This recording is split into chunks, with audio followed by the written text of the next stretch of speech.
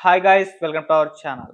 Junior NTR గారు రాజకీయాల్లోకి రాబోతున్నారని, ఆయన తెలుగుదేశం పార్టీకి దగ్గర కాబోతున్నారని, చంద్రబాబు నాయుడు గారు కీలక బాధ్యతలు జూనియర్ ఎన్టీఆర్ గారికి అప్పగించబోతున్నారని గత కొన్ని రోజులుగా సోషల్ మీడియా అండ్ మీడియా వేదికగా విస్తృత స్థాయిలో ప్రచారం జరుగుతుంది. అండ్ అటు రాజకీయ వర్గాల్లో ఈ అంశమే ఇప్పుడు ప్రధాన హాట్ టాపిక్‌గా మారిపోవడం మనం చూస్తున్నాం. అటు జూనియర్ ఎన్టీఆర్ గారు సినిమా పరంగా స్టార్ హీరో ఆయన.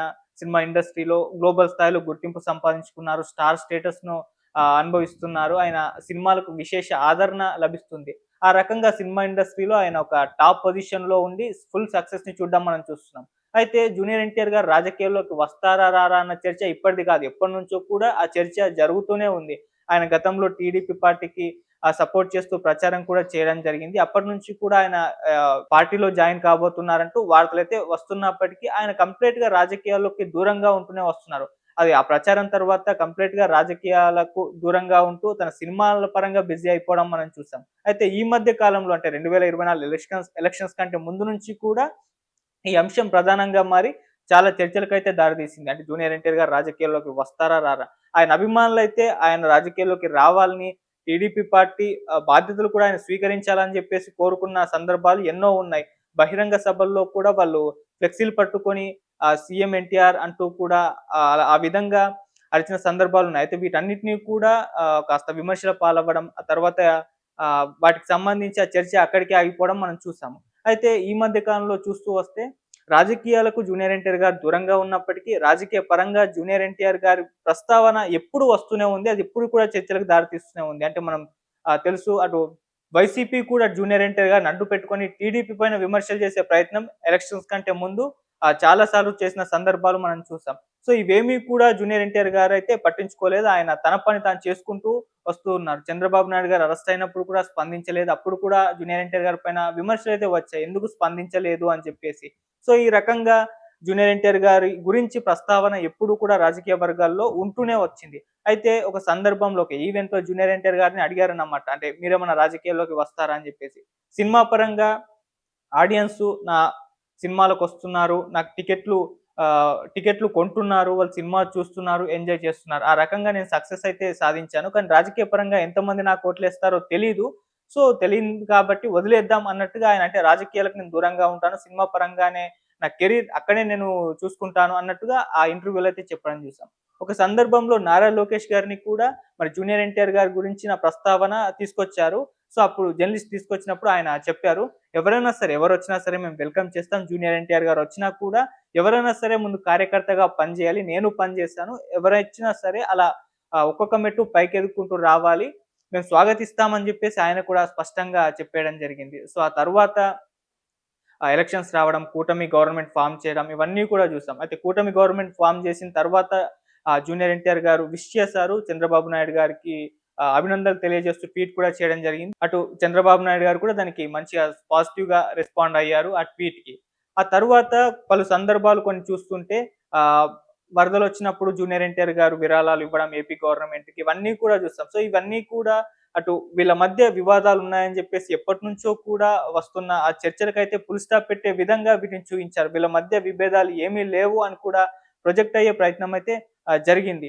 అయితే ఈ మధ్య కాలంలో మనం చూస్తూ వస్తే జూనియర్ ఎన్టీఆర్ గారు టీడీపీ ఆహ్, పార్టీకి దగ్గర కాబోతున్నారని, రాజకీయాల్లోకి రాబోతున్నారంటూ విస్తృత స్థాయిలో ప్రచారం అయితే జరుగుతుంది. దీనికి ఆధారం ఏంటి అంటే రీసెంట్‌గా మనం ఏదైనా సందర్భం వచ్చినప్పుడు, ఏదైనా ఈవెంట్ వచ్చినప్పుడు జూనియర్ ఎన్టీఆర్ గారు తన సోషల్ మీడియా వేదిక ద్వారా అటు చంద్రబాబు నాయుడు గారికి, నారా లోకేష్ గారికి విషెస్ తెలియజేయడం, వాళ్ళు కూడా కృతజ్ఞతలు తెలియజేస్తూ పోస్ట్ పెట్టడం, ఇవన్నీ కూడా చూస్తూ వస్తున్నాం. అండ్ నారా లోకేష్ గారు ఒక బహిరంగ వేదికగా జూనియర్ ఎన్టీఆర్ గారి ఫ్లెక్సీ తీసుకోవడం అవన్నీ కూడా చూసాం. అలాగే అటు కళ్యాణ్ రామ్ గారు కూడా ఒక సందర్భంలో టీడీపీ పార్టీ జెండా పట్టుకొని ఊపడం, ఇవన్నీ కూడా వస్తూ ఉన్నాయి. అయితే ఇవన్నీ కూడా వీళ్ళ మధ్య విభేదాలు లేవు. పార్టీకి వీళ్ళు సన్నిహితంగానే ఉన్నారు.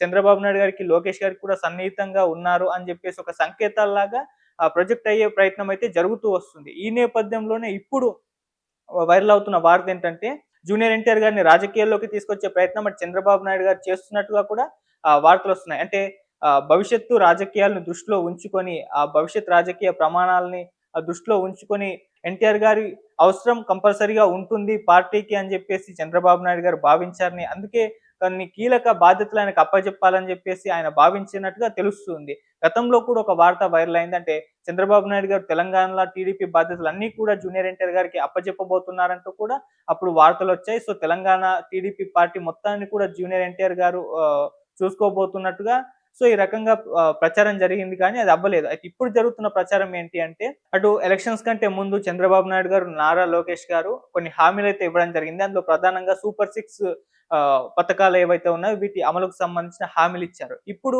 వీటిని ప్రచారం చేసుకోవడానికి జూనియర్ ఎన్టీఆర్ గారిని రంగంలోకి దించబోతున్నారని, జూనియర్ ఎన్టీఆర్ గారిని ఈ పథకాలకి బ్రాండ్ అంబాసిడర్‌గా చేయబోతున్నారని, వీటి ప్రచారాన్ని చేసే బాధ్యతని జూనియర్ ఎన్టీఆర్ గారికి చంద్రబాబు నాయుడు గారు ఇవ్వబోతున్నారని చెప్పేసి, ఇటువంటి కీలక బాధ్యతలు ఆయనకు అప్పగించబోతున్నారని చెప్పేసి విస్తృత స్థాయిలో ఈ ప్రచారం జరుగుతుంది. అయితే దీనికి సంబంధించి అఫీషియల్ స్టేట్‌మెంట్ అయితే ఎవ్వరి దగ్గర నుంచి రాలేదు.